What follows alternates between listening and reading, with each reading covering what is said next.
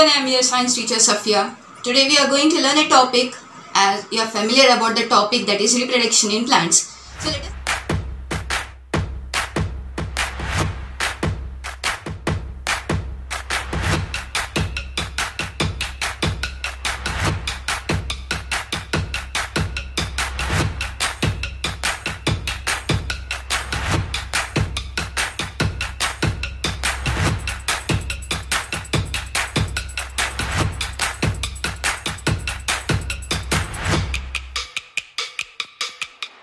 we have seen different varieties of flowers, different categories of flowers, that is what complete, incomplete, unisexual and bisexual flower. Now here let us find out more about the sexual parts of a flower.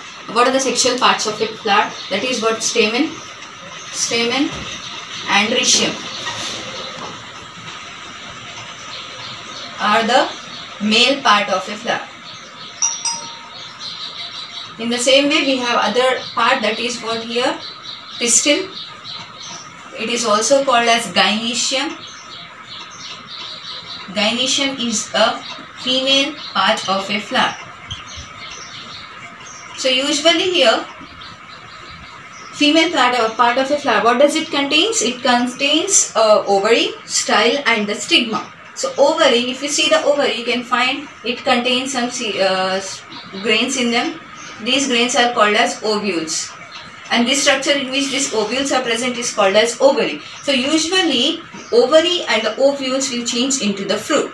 Ovary will change into the pulp or the fruit, and the ovules will change into the seeds. So here ovules will change into seeds and ovary will change into the fruit. So here, to understand here how this ovary will change into the fruit, you have to do a simple experiment. Take a datura fruit. So here you see guava tree, okay, guava fruit. Have you ever seen a guava tree? First what happens here in spring season, you will find the flowers of guava. So here from that guava you can see fruit will be coming out. So that is what, in the same way from datura plant also, datura flower also you will get a datura fruit. So datura fruit will be circular in shape. So you have to take a datura fruit and cut it in the longitudinal section. Here remember students, two kinds of sections can be done. That is what, longitudinal section from top to the bottom, as I have said already, and other section is side to side, transfer section. Let me take simple examples and make you understand. Longitudinal section is done in the apples. Apple will be cutted from top to bottom. Even guava is also cutted from top to bottom. In the same way, if you take lemon, how lemon will be cutted? From side to side. That is what here, transfer section, longitudinal section and the transfer section. Make a longitudinal section and we will observe in the fruit of datura, we will observe this structure. That is, this is the structure of nothing but pistil, right? It contains ovary and the ovule. You will observe that ovules has been changed into seeds and the complete pulp is nothing but the fruit that we got from the ovary. So this is what here you will observe, that if you see a fruit, ovary will be changing into fruit and the ovules have been changed into the seeds. Now here let us do here, as I said, here seeds. You will see that seeds will be grown into new plant. Here if you sow the seeds, they will reproduce into new plant. So when I have taken a word reproduce, so let us add our lesson name what it is. It is reproduction in plants. So first of all let us find out what is reproduction. Reproduction is what production of same kind or offsprings is called as reproduction. Okay, so let us take examples of reproduction, like we can take same kind, like our parents. Our parents are human beings and reproduced. We are the offsprings and we are reproduced. So we are of same kind. In the same way, take an example of cat. Cat will be reproducing kitten, which are of same kind. Are they of same kind or different? They are of same kind. That is what reproduction. So here now reproduction is of two types. That is what here, sexual reproduction and asexual reproduction. Reproduction is of two types, that is what, sexual and asexual reproduction. So what is sexual reproduction? Let us understand sexual reproduction. Reproduction is of two types, sexual reproduction and asexual reproduction. So let us find out what is sexual reproduction. In sexual reproduction, seeds can be produced. In sexual reproduction, seeds can be reproduced. So let us see how the sexual reproduction is done. So there is a procedure in which the sexual reproduction takes place. So first of all, as we know, there are the two important parts, that is what here, stamen, andrecium, and pistil, gynoecium. Male and female reproductive organs should be involved, and it is called as sexual reproduction. Fusion of male part with the female part to give rise. Male part with the female part is called as sexual reproduction. Fusion of male part with the female part to form a zygote, that is called as sexual reproduction. In sexual reproduction, both male and female parts are involved. So let us see how the sexual reproduction can be done. Here, as I said here, sexual reproduction. So first step towards sexual reproduction is here, that is what, pollination. Pollination will take place in the flower, or it can take place between two different flowers. So what is pollination first of all? Pollination is transfer of pollen grains from anther to stigma. Where do we find pollen grains? Do we find pollen grains in the pistil? No. Where can we find the pollen grains? We can find pollen grains in the stamen or in the anther. Anther we can find the pollen grains. So the transfer of pollen grains from anther to stigma. Stigma is a female reproductive organ.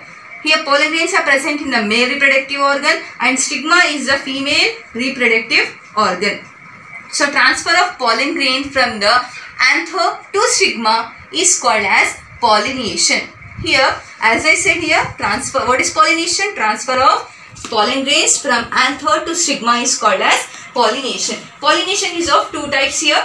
That is what here, self-pollination and cross-pollination.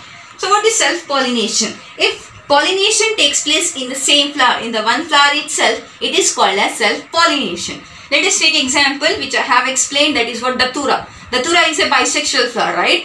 That means it contains pollen grains and it contains stigma in the same flower itself. So what happens here? Pollen grain will be bursting out and it will fall on the stigma.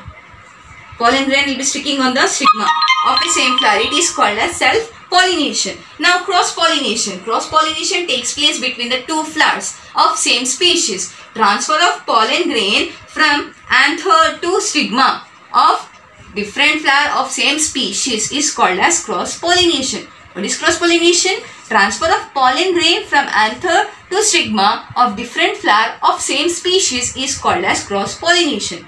So here, I think you got confused. Let me clear it.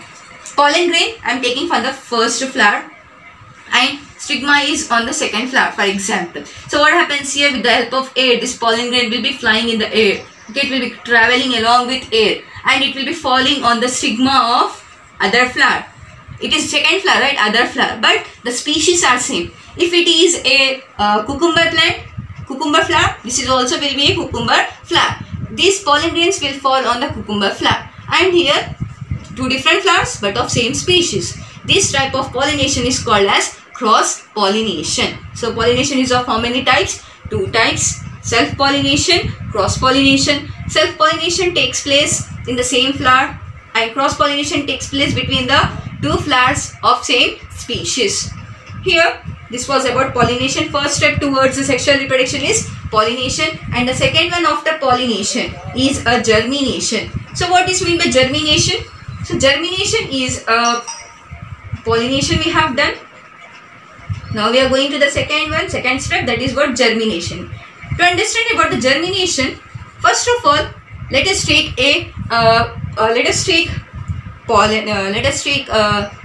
okay, I'll go with explanation here. To germination, here what happens when pollination has been completed. So here, for example, I have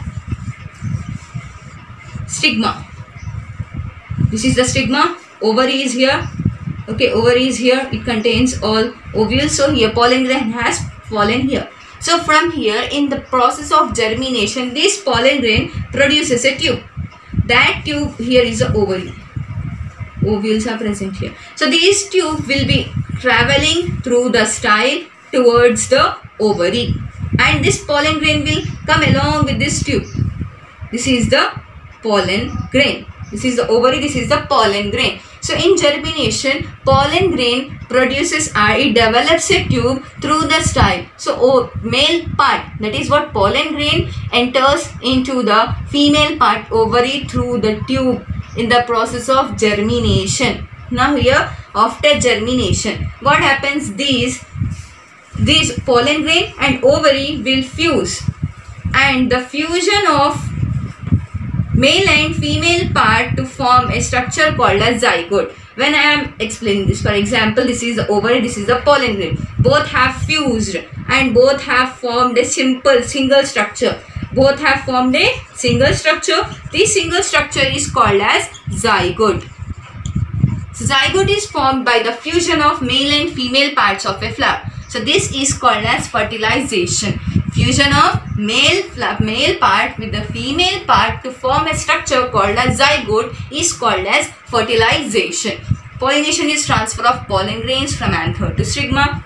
Germination, development of a tube from the pollen grain and entering towards ovary. Fertilization is the fusion of male and female parts to form zygote. This is the process of sexual reproduction. And finally, with the fusion of these seeds, zygote, formation of zygote, seeds will be formed. So when the conditions are favorable in the sense whenever when this complete fruit will be ripen up. When it will ripen up completely, so here what happens? Bursting of fruit will take place. So seeds will travel from one place to another place. It may fall on the ground or somewhere itself. So if it is falling on the soil, correct temperature, correct atmosphere, the availability of water and all those will be considered, and seeds will germinate into new plant. Again, here you'll observe that ovary has been changed into the fruit and the ovules have changed into the